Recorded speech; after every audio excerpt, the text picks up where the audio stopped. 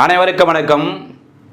தன்னை கட்டுப்படுத்த தெரிந்தவன்தான் மிகவும் வலிமையானவன், வெற்றியாளன், சாதனையாளன் சொன்னவர் சாணக்கியன். ஏனென்றால் நீங்களும் நான் சிவில் நீதிபதி ஆகப் போகிறேன், ஏபிபி ஆகப் போகிறேன், மாவட்ட அமர்வு நீதிபதி ஆகப் போகிறேன் என்று நினைத்து தன்னை கட்டுப்படுத்திக் கொண்டு இதை தவிர வேறு எதற்கும் நான் நேரத்தை செலவு செய்ய மாட்டேன் என்று யாரெல்லாம் கட்டுப்படுத்தி கொண்டு படிக்கிறார்களோ கண்டிப்பாக அவர்களெல்லாம் பிற்காலத்தில் சாதனையாளர்களாக, சிவில் நீதிபதியாக, ஏபிபியாக, மாவட்ட அமர்வு நீதிபதியாக வருவார்கள் என்று கூறி இன்றைய வகுப்பில் நடைபெற இருக்கின்ற ஏபிபி 2024க்கான ஒரு புதியதாக சிலபஸ் ஒன்று சேர்த்துருக்காங்க, 2019 ஆக்டு. அதிலிருந்து கேள்வி வருவதற்கான வாய்ப்பு இருக்குது. அது என்ன ஆக்ட் என்றால் டிரான்ஸ்ஜெண்டர் பர்சன்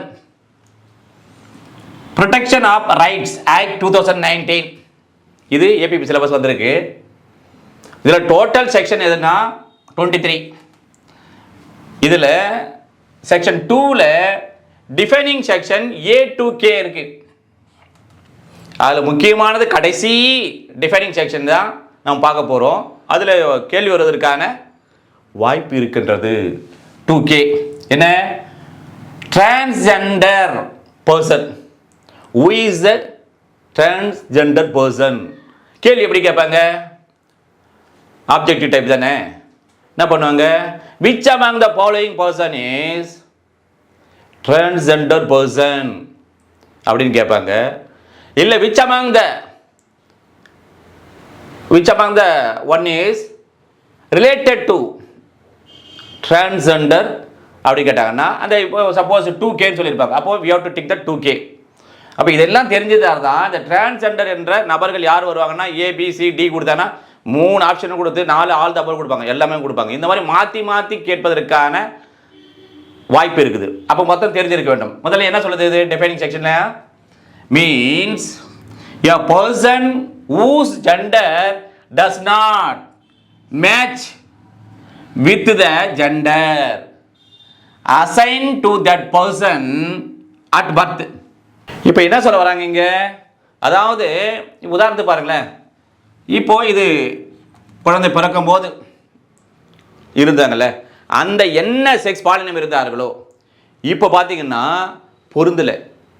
அதாவது ஆணாகவும் பொருந்தலை, பெண்ணாகவும் பொருந்தலை. இவ்வாறு பிறக்கும் போது இருந்த பாலினத்தில் இப்பொழுது வளர்ந்த பிறகு அவங்க என்ன பாலினம் என்று பொருந்தாமல் இருப்பதெல்லாம் டிரான்ஸ்ஜெண்டர் என்று சொல்லுகிறார்கள்.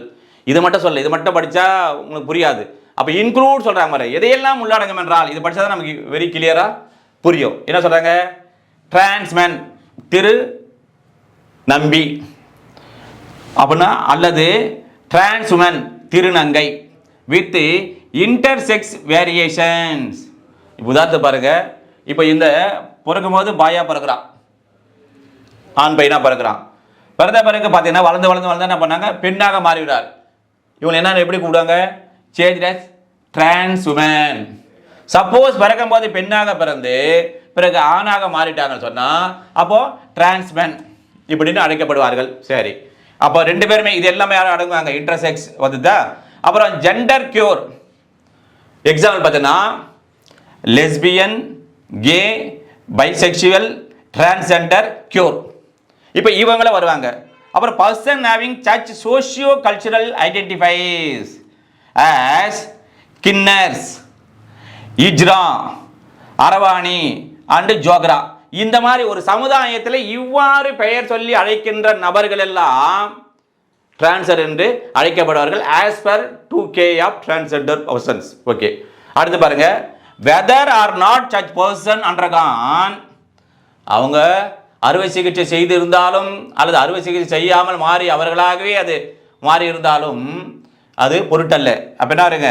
செக்ஸ் ரீஅசைன்மெண்ட் சர்ஜரி, பாலின மறு சீரமைப்பு அறுவை சிகிச்சை அது மூலமாக செய்யாமல் மாறுறாங்க. ஒன்று இது ஒன்று.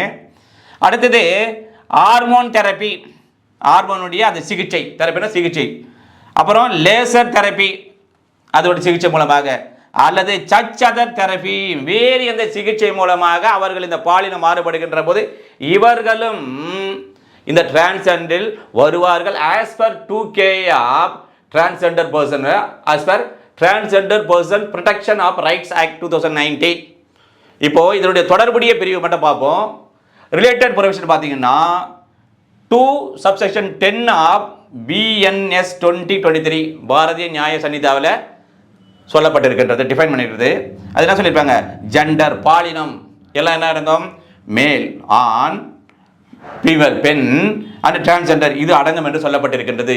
இவ்வாறாக இதை படிக்கின்ற போது இதில் எத்தனை கேள்விகளை உங்களால் தயார் செய்து தொடர்ந்து பயிற்சி செய்ய முடியுமோ, நீங்கள் எவ்வளோக்கு எவ்வளோ தயார் செய்து பயிற்சி செய்கிறீர்களோ கண்டிப்பாக வெற்றி நிச்சயம் என்று கூறி அடுத்த சந்திப்போம். நன்றி, வணக்கம்.